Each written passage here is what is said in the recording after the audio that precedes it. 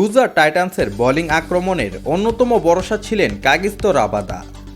South African pacer ব্যক্তিগত কারণে tournament থেকে সরে গেছেন 10 দিনের মাথায়। তাতেই কপাল খুলতে পারে কাটার মাস্টার মুস্তাফিজের। ইতোমধ্যে দলটির চিন্তাভাবনায় আছে বাংলাদেশি পেসার মুস্তাফিজুর রহমানের নাম।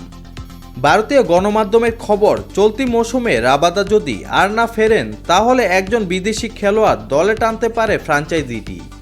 তবে তাদের তালিকায় সবার উপরে আছেন মুস্তাফিজের নাম। 2024 সালে নভেম্বরের নিলামে মুস্তাফিজ অবিক্রিতই থেকে যান। তবে আগের মৌসুমে চেন্নাই সুপার কিংসে খেলেছিলেন মুস্তাফিজ।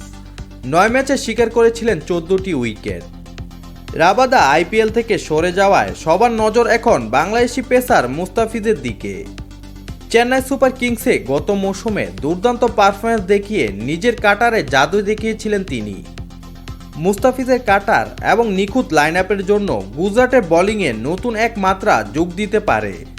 তবে তার অভিজ্ঞতা এবং দক্ষতার জন্য চলতি আইপিএলে গুজরাটের হয়ে খেলার সম্ভাবনা আছে বাংলাদেশি কাটার মাস্টারের।